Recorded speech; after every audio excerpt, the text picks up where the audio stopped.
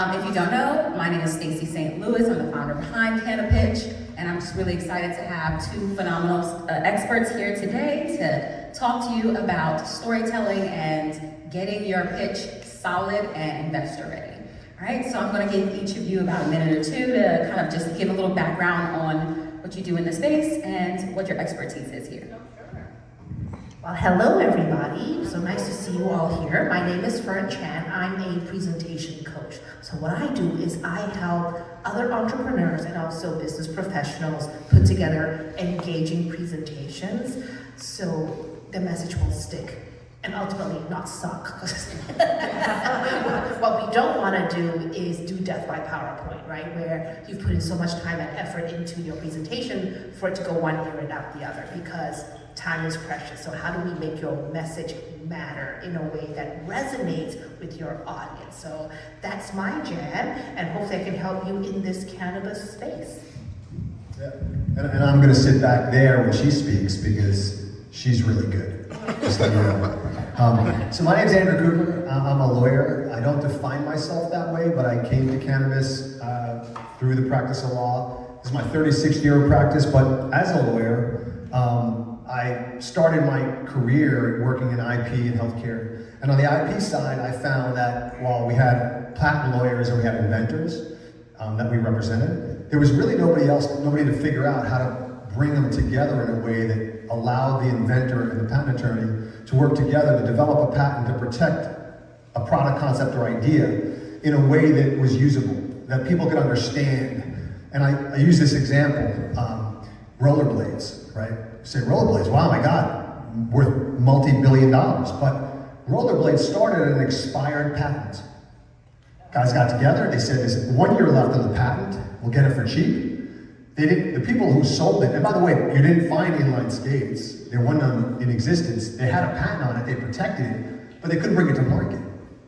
So I realized, and we see what happened with rollerblades. So I realized there was an opportunity to put myself in the middle where I said, okay, well, what's the idea, what's the concept, and can it be protected? But how do we go to market with it? Because at the end of the day, you can have the greatest ideas, and there are plenty of products out there that are amazing. The problem is you won't see them because you can't figure out how to get them to market. Not only because you can't identify the target, that is, what's the age, what's the demographic of the person that I want to sell this to who might buy it, but how do I get it to the right price point?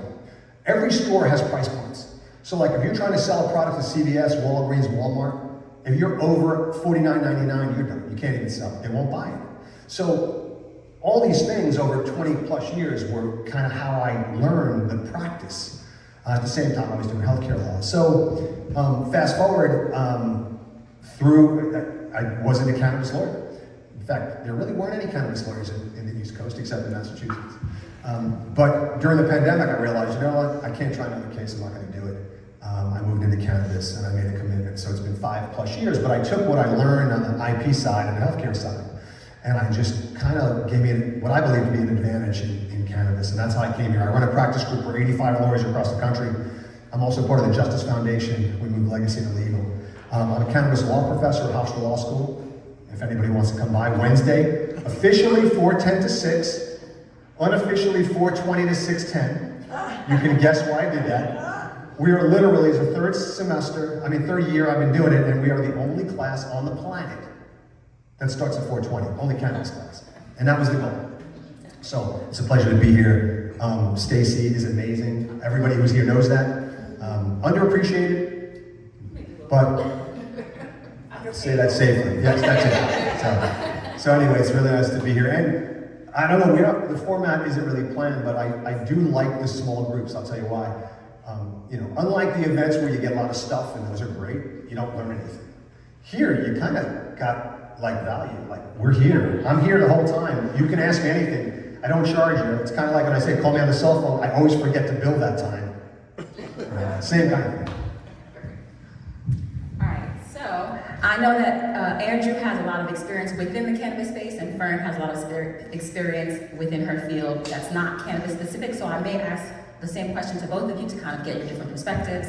All right, and that starts with this first one, which is, what is one of the first things that you notice about a great pitch? Like, what draws you in, whether it's the entrepreneur, whether it's what they're saying, whether it's the actual deck themselves. So What's some of the details that kind of really draws your attention in? So what makes a good pitch too is, I would say, confidence and also clarity. Clarity about what it is that you offer. Do you know it well enough that you can say it in a compelling one sentence? Because what happens is when people ask you, well, what do you do? What's your business about? Oh, well, it's, hard to describe. You've already lost their attention, right? So no, you have to come out and be very clear about what it is. What is the problem that you're solving?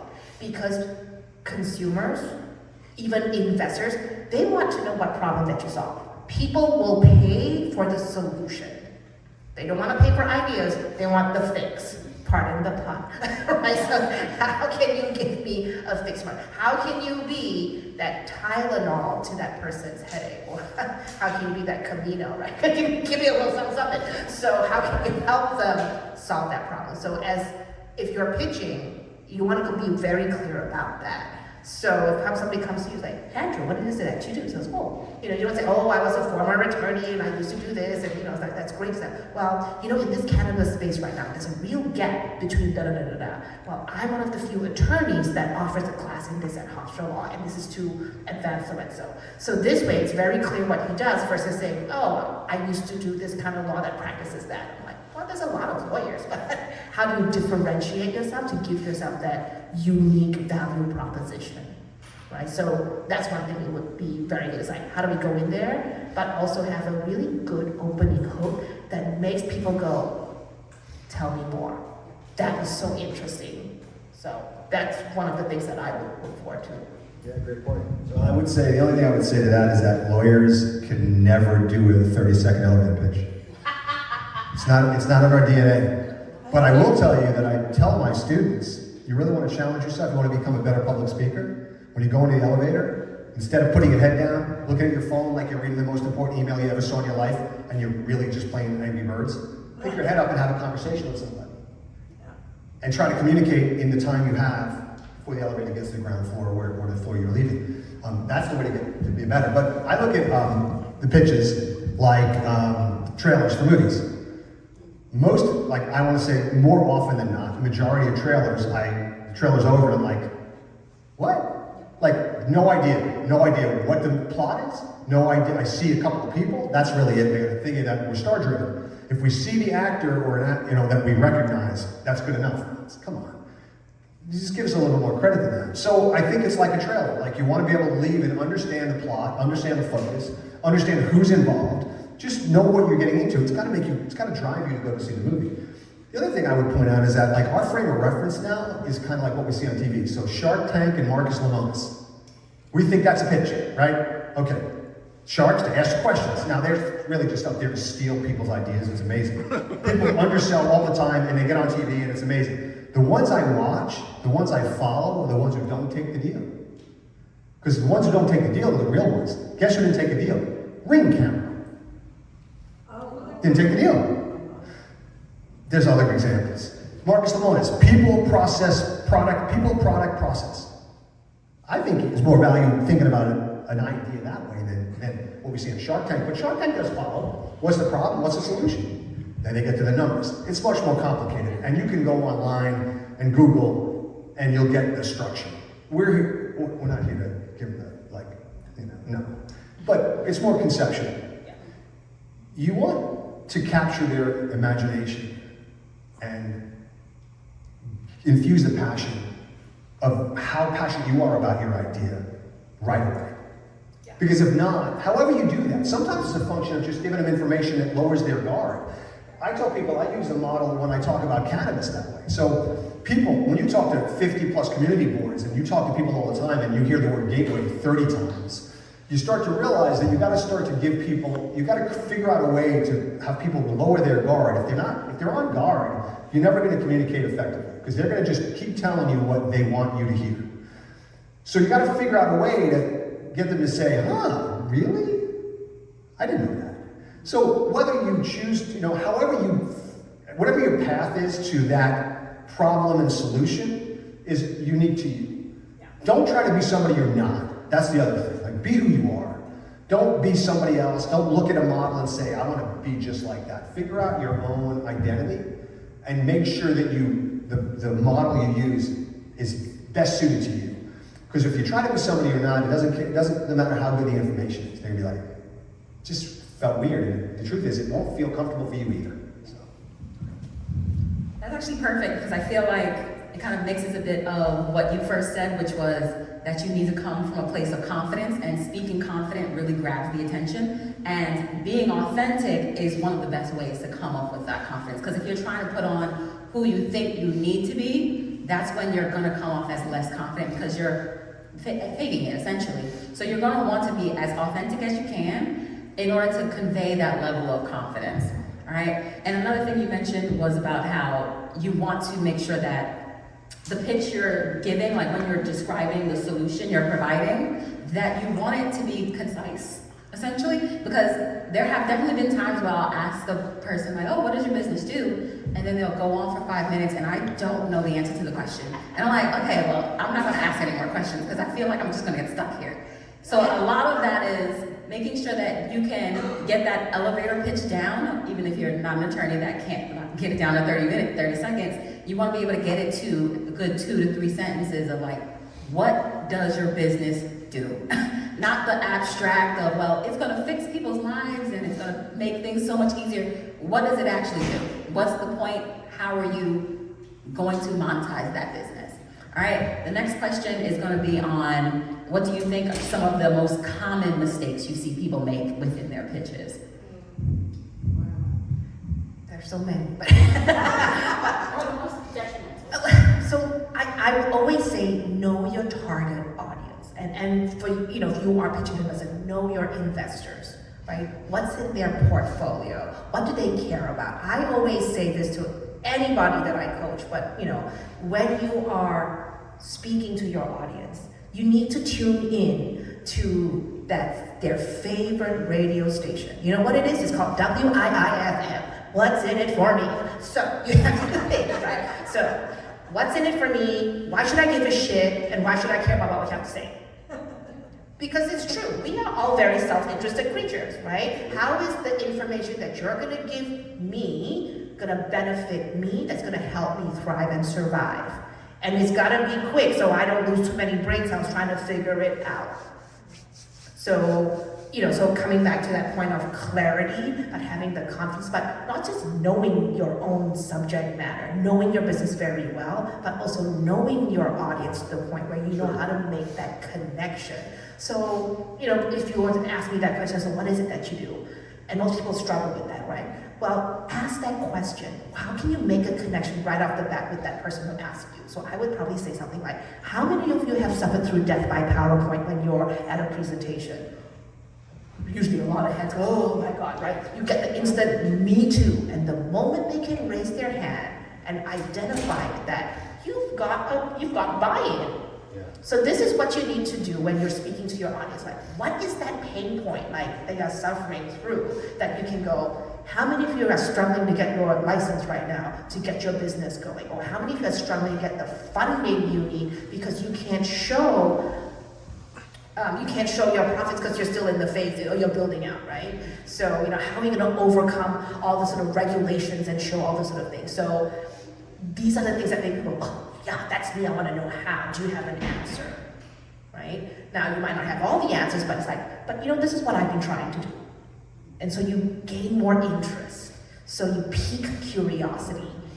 Then you go into once you've piqued that curiosity, you're going to go, yes, I want to know more. Well, let me tell you more, right? Because it's the hook. You want to give them a little bit, tease it a little bit, and then that. But you cannot do that without first understanding your audience, being able to connect with them, finding what that pain point is, and articulating it very well so you can get that, me too, I have experienced that. Now, what's the fix? Yeah. Yeah. That's great point. Know your audience. I used to tell people, and when I trained, I used to work with students and interviews, and I said the most important thing you can do is know who you're talking to, right? Do your research. Because at the end of the day, if you talk to them and you connect with them on a personal level or business level about something they like, because it's something they do, and then you talk about what you do, when you leave that meeting, they're going to be like, wow, that person really cared. They spent the time. Even if they're not conscious, they're going to be like, but if they are conscious, they're going to be like, wow, they must have done the research because they knew I went to college here, they knew I did this, and they used, listen, it's sometimes really hard to figure out a way to bring that, make that part of the conversation, but that's the challenge. If you're going to be pitching people for money, you have to do everything possible to make sure you develop a connection. So when they leave, and you leave, they remember you. Give them a reason to remember you. Cannabis has been an interesting journey. I mean, when I talk to people all the time, because of my background, I say, well, tell me a little bit about, what you want to do in cannabis. What are you going to carry? What are you going to sell? I said, keep in mind, like, everybody wants to be Nike, but everybody's Sephora. Just do it. No, the fact of the matter is, like, you're going to carry other people's product. How do you sell yourself? How do you distinguish yourself? It's a whole other topic for another one of these. But I'm always amazed at when I say to people, what are you gonna carry? Well, there's all kinds of cannabis products, and that's great. And everybody else is gonna do the same thing. The guy down the block, the guy around the corner, same products. Everybody gets the same stuff. Okay, it's gonna be cheaper. Good luck with that. Remember, we couldn't do discounts and loyalty programs until the new regs come out. God knows when that'll be. So now, you have to try to figure out a way to market yourself to a market where the products that you're selling are the same as your competitors' products for just roughly the same price. How do you sell it? Back to where we started. You're asking people for money. Identify a problem, identify the solution. Let's start there. We can work the numbers, because as you know from Shark Tank, they get to the numbers. What do your sales look like now? I sold $100,000. How much did it cost you to build your business? $2 million. You want me to give you money? We're not even getting into the point that, like, you're asking for people money in New York on some of the verticals you can't have any control. Now you're talking about a harder pitch. You're talking about a more challenging environment. So listen, let's start off with the premise cannabis is hard. Nothing gets easier.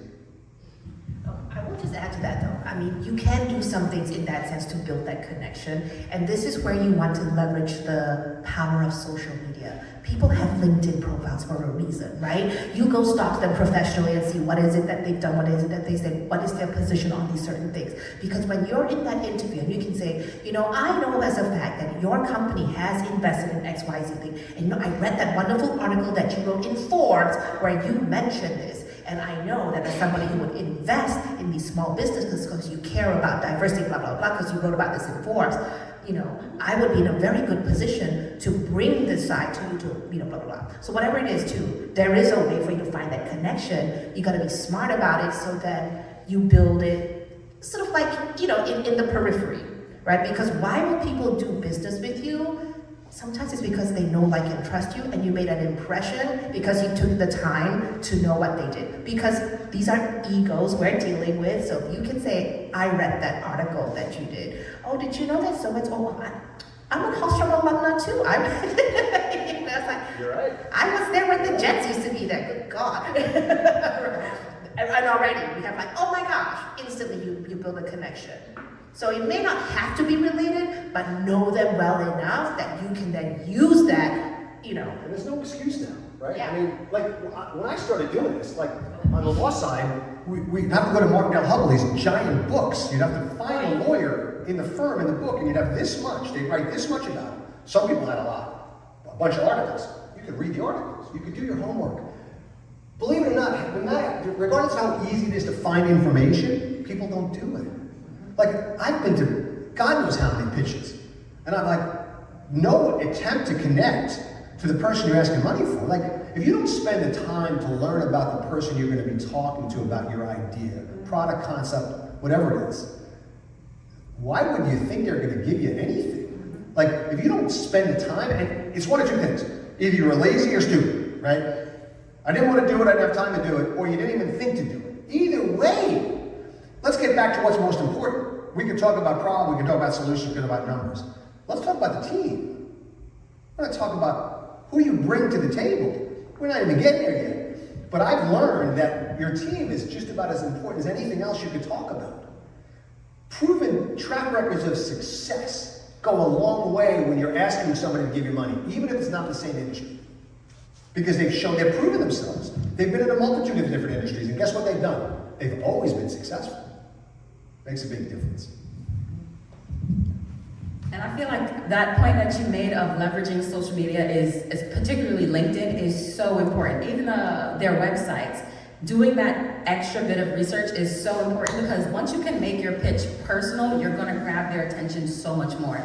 You can always look into their LinkedIn, see what their work history has been, see what organizations they support, and work that into what you're saying. Even if you're not working it into the deck itself, you can work it into your presentation and say, hey, I see that you support this particular organization. That's something that we also hope to, as we become profitable, can like to support as well. And that's incentive for them to be like, well, if I help this business become profitable, then they're going to in turn help this particular organization in a way that I also participate in helping this organization. So there's ways that you should always be kind of like looking into the person that you're actually speaking with, making sure that this isn't just a table boards or a company. They're actual people. They have personal feeling, they have histories. You want to learn who they are as people when you're pitching so that you can make that connection. All right, now for the next question, I wanted to address it, I guess mostly to Fern, but if you have anything, Andrew, you could drop that in. Well, I guess you actually would have something to add to this. What would you say would be a good balance for entrepreneurs to strike within their pitch between hard data and the storytelling? Because I know the story is important to be captivating, but obviously the investors at the end of the day want to see those numbers. So what is the balance that you feel needs to be struck? Data is like your expressway to death by PowerPoint, but also this is where people tend to fall flat, because data tells, but stories sell. How can you wrap your data around some stories that then make it impactful? Because data can be very abstract, right? If I say to you, 7% of New Yorkers suffer from depression, like, well, I don't know how many people live in New York. If I say 900,000 people suffer from depression in New York, you're getting to see a bit more. But it's like, imagine being at Yankee Stadium at full capacities, the World Series, you got one of them nosebleed seats way all the back up there, you're paying friggin' $9 for like overpriced beer, whatever. But you're excited because your whole team's gonna win the World Series potentially, right? So, you know, we got 50,000 people packed at Yankee Stadium. Now, we all New Yorkers here, I like to think, even if you're a Mets fan, don't hold it against me. But can we imagine being in Yankee Stadium now, packed, World Series, excited, 50,000. Okay, now imagine if we multiply Yankee Stadium 50,000 18 times. 18 full Yankee Stadiums, right? That's your data point. That is what 7% of New Yorkers look like. Now, can you imagine? That's actually not even the full amount of people who suffer from depression in New York. Now that I've just given you some point of reference in storytelling for data points, does it now make it more compelling than just me telling you like 7% of New Yorkers suffer from depression, right? So I think when you do data in your presentations, you can make it compelling, but make it like, how do we then wrap this with a cannabis story that makes sense? Like you can say like, we have such a growing market, total addressable market of whatever that may be, but the problem is only a small percentage is getting that money or whatever that may be. So you can show that big disparity and how that makes more sense. So I think storytelling and data should go together, because if you put up a big chart and I'm looking at that line graph and I'm like, what is that? You're trying to figure out what the things are. It's like, that's too much of my brain going into deciphering that, and they're not going to be able to listen to what you're saying. So it's better to be able to tell that story, because what happens when you tell a story? We all naturally put ourselves in that position of the protagonist. We always see ourselves as the hero. Nobody sees ourselves as the villain. We want to be Luke Skywalker. We want to be the ones who defeat Darth Vader and the Death Star. That's why it's compelling to be, when you do storytelling. Whether it's boring data, which you can always wrap it up and make it sexy, or regulations, laws. Yes. That's another one. Yeah, there is a way. There is a way to make, how do you explain regulation and laws with storytelling? You can do that. But to that point, that's great stuff. See, what I love about this is I learned too. Yeah, but I think that, yeah, those are great points, but it's also important to remember that if you're gonna go with any numbers, statistics, data, you gotta understand it. You can't just throw it out. I can't tell you the number of people who don't understand profit margin. Well, how much money do you make? What are your costs? I make some money. I made my tax return. Like, no, you understand. Like, or better yet, customer acquisition cost. CAC. Huge. People. So, I mean, an example out of cannabis. If you go to a restaurant and the restaurant has no seats available, right? Nothing at the bar because they got like a bunch of kids sitting there that it's illegal, but let's forget that. And they have a waiting list. They have a couple people waiting. How many times do you go in and they say, how long is the wait? They say an hour, and they don't say anything else, and you leave? How many people? Does that happen? Yeah. Right. So I walked into a place, I'd never been there before, I got an hour wait, they didn't say anything, I left. Guess what? I'm not coming back. And their acquisition cost was probably low for me. If you don't capitalize on people who walk into your door, whether it's a dispensary or a restaurant, if you let them leave without even having a conversation, you shouldn't be running a business. Because you can give them a wine that costs you $12 on your menu, that costs maybe 80 cents. And they will be the happiest people on the planet, and they will wait an hour and a half. And they'll sit at the bar, and they'll come back, because you mattered. How many times you go into a store and people are busy, and they don't even turn around? There's a bell. They were smart enough to do the bell, because they know they're going to be busy, but they want to know who walks in the door. The bell rings, they never turn around. You sit there and you wait. And then guess what happens? They still don't turn around and you leave. But guess what? When they do turn around, even if there's a line out the door, they turn around and say, you know what, I'll be right with you. It's just really busy, I'm sorry. You're afraid to leave. Like, oh my God, I can't leave. I'll be embarrassed. It's little things like that nobody does. I won't say nobody. Well-trained staff, they do. Guess how many people are really training their staff well? I've been to 60 dispensaries in the city. No, 80, that's a lie. Maybe 100, but I don't want to say that out loud because you'll think less of me. Or more of me, but I'm not sure. So, I've never given more than an 8 out of 10. Most of the time I give a 5 or 4 or 5 out of 10. Which one get the highest? By the way, 5's not terrible, but why wouldn't we all want 8, 9s, or 10s? And you can do that. And you know what the worst part was?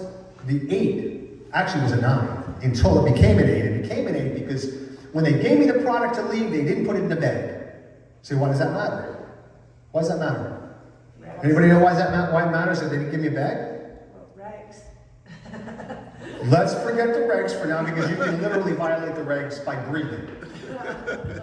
But it's free advertising. They put it in the bag, they walk down the street. I see people walking down the street all the time with bags. I love that. If you give me something, I don't care if it's one pre-roll, put it in a bag. If I say I want the bag, that's one thing, but put it in the bag. It's advertising. How many people see the bag? Because I'm walking from the store to the subway. 10, 100, maybe 1,000 if I got a long walk. Sometimes it's the little things that are big things, but we don't make them big things, right? I'll go order bags. There you go. I'll go order bags right now. There you go.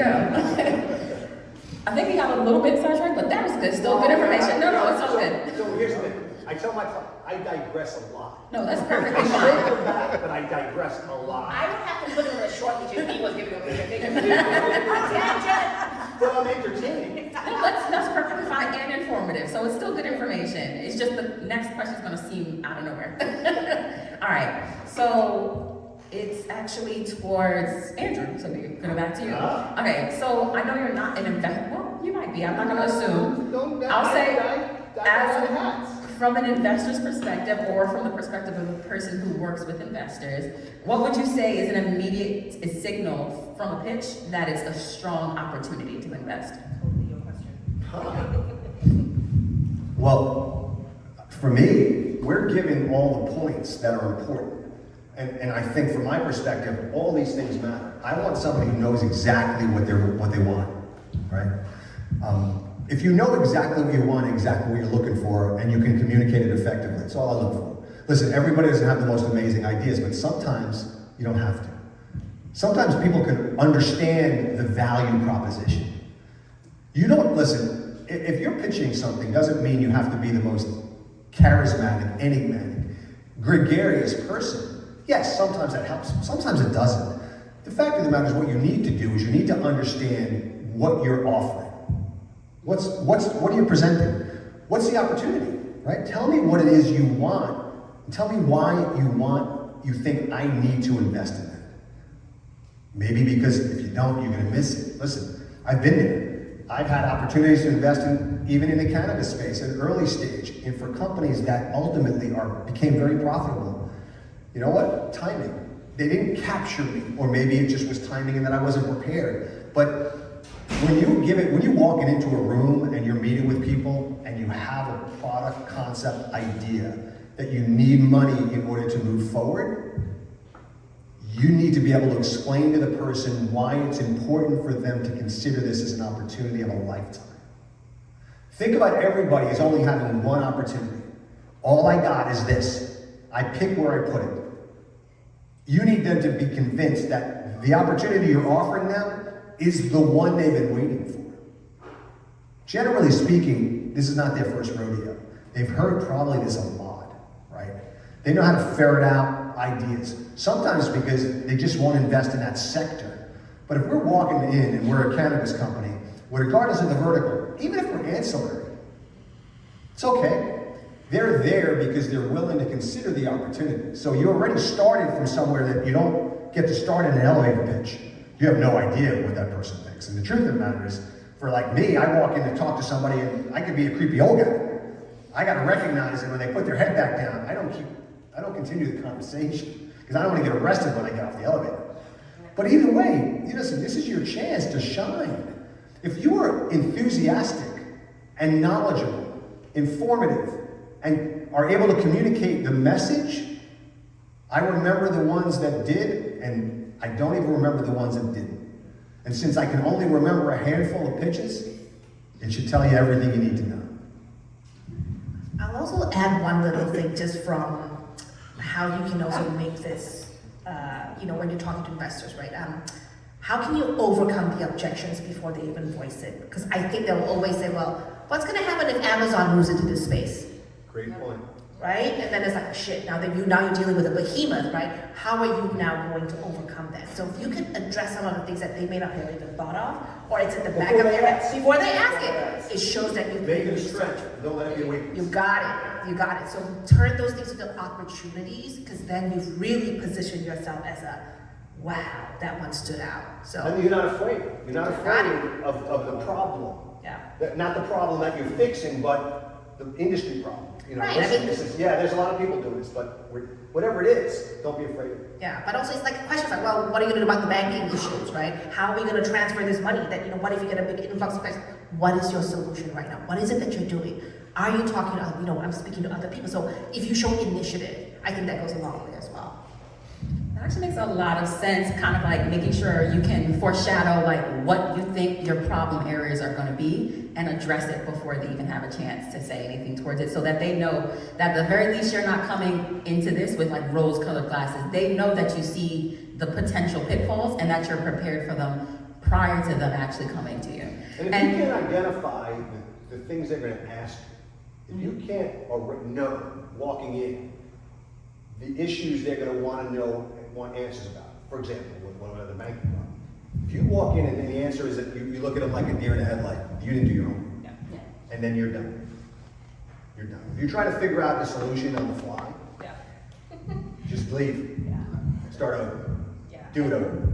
And just make sure those projections aren't, they're realistic, right? Like, You're not going to be that unicorn in 18 months.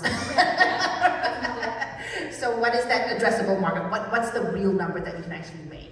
And how many years will you actually be able to project that you will actually see a profit? So you can forecast it a little bit, so you can see like there's a long-term plan, which is good because you want them to invest long-term, right? Give you more money to make sure you have this success runway of like maybe 5 years. Well, 5 years, I need more than 2 billion, right? Yeah. Well, to that point, also consider the exit strategy. Investors want to know at the end of the day how they're going to make their money back and what they should expect, what can they reasonably expect. If you're walking in asking people for money and you want it to become a family business and use it to build generational wealth for your grandkids, they're not going to really be happy. Now, good or bad, I'm not saying it's bad. In fact, a lot of people in this space thinking about it that way. But investors don't want to hear that. So you got to tailor your message or find a new investor group, because investors want to know what the exit looks like. You don't have to commit, you're going to see a return in 3 years. That's not what I'm saying. You got to have a plan. That doesn't mean leaving it to your grandkids. That's fair, because I feel like there's a lot of us, particularly in this space, like entering into the cannabis space, we looked at it as, oh, this is our opportunity for generational wealth, and that equals passing this business down. But like you said, investors don't want to hear that. They want to know, how is it that my money's going to get out of this once I put it into your business and it's going to grow during that time? So even if it isn't a matter of, oh, I plan on selling my business to a larger company at a certain point, you do have an idea of, even if I don't sell, there is opportunity for you to be able to get your money back out of this investment opportunity, if there's a day that you wish for that to happen. And there was another thing that you mentioned about how making sure that you present accurately, like your data. There we go. You present accurate and not overly optimistic data, because within the other past CannaPitch events where we have highlighted businesses, we do have a couple of cannabis attorneys who have helped advise on those businesses prior to actually pitching. And one thing that they do in those pitch setup sessions prior to the event is that we go over their data and their information, and we look at where are these projections coming from, particularly from a lot of these cannabis businesses that are pre-revenue or just starting to get revenue, and they'll have like profit within the first year. That's not realistic. It's not going to happen. And the thing is, people think that if you have a year, the first year where you're losing money, that's going to be negative. Like, no, that's actually more realistic, and the investors are more likely to look at it as, you know what you're talking about. You honestly know that this first year, you're not going to turn a profit. The second year, you probably won't turn it either, but you'll get closer to break even. And then maybe you'll turn a profit by year 3. Like, one of the attorneys that advises says that that's a more realistic, optimistic, to be honest, look at these cannabis businesses that are just starting out. Because that idea that like, oh yeah, I'm going to turn a profit immediately isn't very realistic, and they don't want to see that. And another thing about getting those accurate is making sure you do enough research prior to developing your numbers. And one of the things we mentioned at the previous panel for one of these events was that there's not a ton of data on New York cannabis businesses, but one of the best sources is the OCM meetings. So I know you mentioned that John Kagi is going to be at your class next week. My apologies. But he actually provides the data for the state at every single monthly meeting from the OCM, which is a great place to source data that's up to date and accurate, specific to New York State. So if you're building your business and you want to know, how am I going to realistically look at how I'm going to plan revenue, what products are New Yorkers actually leaning towards, the best source for stuff like that would be at those OCM meetings. All right? So I have another, I believe, 1 or 2 questions, and then after that, we're going to open it up to anyone here that may have some questions of their own. All right, so this one is, what are some of the tougher questions that investors tend to ask, and how are best for entrepreneurs to prepare? I feel like you guys may have touched it a bit, but I'll give you a chance to expand on that if you have anything else you want to add to like, what are some of the questions entrepreneurs should be prepared for? Well, before I get there, I just want to share another piece of wisdom, maybe. What I did learn in working in this space and working with as many people as I worked with and work with now, I kind of think about the perception that many people have on the retail dispensary side, because it's almost like they think cannabis retail dispensaries like Field of Dreams. Build it and they will come. Say, well, what did you do? What kind of pre-opening? You know, oh, well, Did you like have like social media? Did you like, do you have boots on the ground? Do you do canvas? Like, tell me, we had an Instagram post that we're having a grand opening. That's what you did? And this is surprising? Honestly, they do. They think it's building. If you ask people, okay, well, what's your costs, right? Know your costs. What's it going to take to be operational? Well, they start estimating build-out costs. Well, do you have a site yet? No. How can you estimate build-out costs? How can you know your CapEx if you don't know where you're going to be, right? Roger, right? And then, even if you do have a site, we had plans drawn. We know. We've worked with Tamika. We've worked with an architect. We have a builder. We know exactly what it's going to cost. This is all we need. Oh, so you're going to go from red to black like day one? You have no allocation for working capital? What's that? How are you going to pay for it? Well, we're going to make money and we're going to pay for the product. The money we make is going to go from here and we're going to go there and pay it. Oh, really? And what about your taxes? How are you going to? Well, we'll pay our taxes. Well, not if you don't segregate your funds. It's a lot of taxes.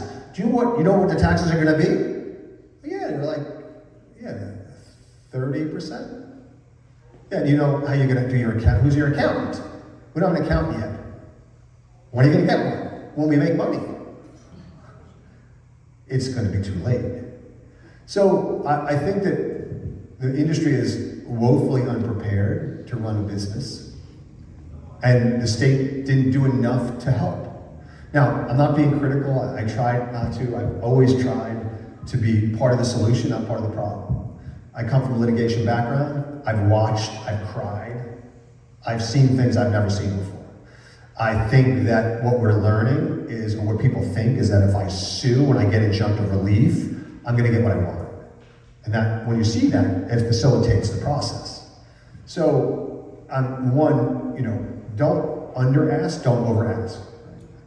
Make sure you know what your costs look like and how much money you're going to need. One of the most important things, whatever the vertical, whatever business, once again, there's more opportunity in ancillary businesses than even in the cannabis space. So I use this as an opportunity. I talk to people well before legalization about opportunities to move into cannabis, support the cannabis space, regardless of the industry. So you could have a security company and you could say, I want to move into cannabis. Well, great. In most applications, security is 40% of the application and your costs. So there's opportunities everywhere. But if you're going to go to people and you're going to ask them for money, there's certain things you can do to better your opportunity to get the money you're looking for. And whatever we call it, it really starts with preparation. And preparation because you identify the problem. Preparation because you can present the solution. Preparation because you can present the numbers and the data. Preparation because you know how to present the team and where they come from and how they're going to add value to this project, what they're going to invest, what they're going to do. And also, don't discount the fact that when you're looking at investors, it's not always only about the money. We talk about value-added partners. Sometimes it's about what else they bring to the table. And I'm not talking about these, white label brand deals where you're carrying, it's like any emerging industry. I'm not going to be overly critical. The fact is, we're seeing in cannabis what happens everywhere. It just so happens that it's, we're watching it emerge, and we've never seen an industry emerge the way cannabis has. Not in my lifetime, and I've got to be older than everybody else.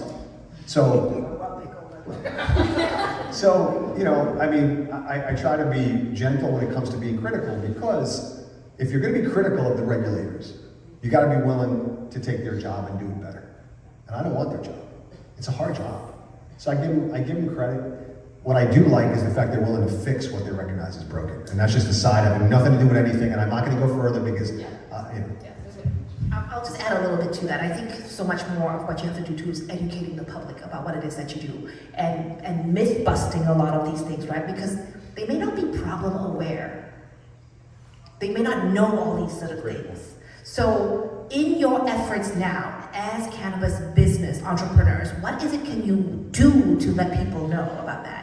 Right? You need to be leveraging your social media accounts by saying, this is the problem as entrepreneurs as we see in this space, and how do we go about this? Like, if you make enough noise, but you also become more of the authority because you're seeing that problem and you're already addressing it, or you're at least asking the wider public so that when the investors come look at you, they already see you have a presence, you have a voice, you are speaking on these things that are already, causing issues. But if you don't, then it's one of those things that, how are you going to differentiate yourself and your business if nobody knows you?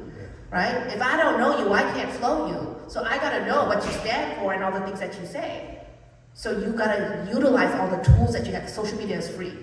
The point is we're gonna get eyeballs, because if you can overcome those objections, you can start educating, myth busting, and all the things, you're gonna be in a much stronger position. Because the regulators don't know shit about social media.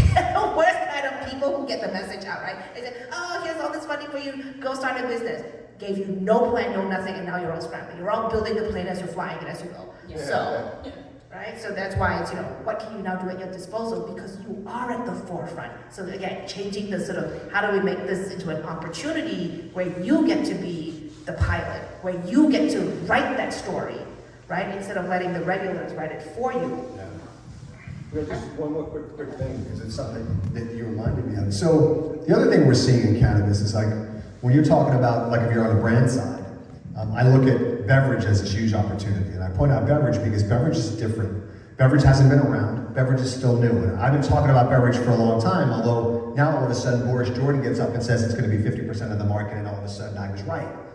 But the fact of the matter is, the reason I point out beverage is because unlike other products that are in the market and have been available, although not all of them, some of them are relatively new, for beverage it's almost re-educating, which is always harder than educating.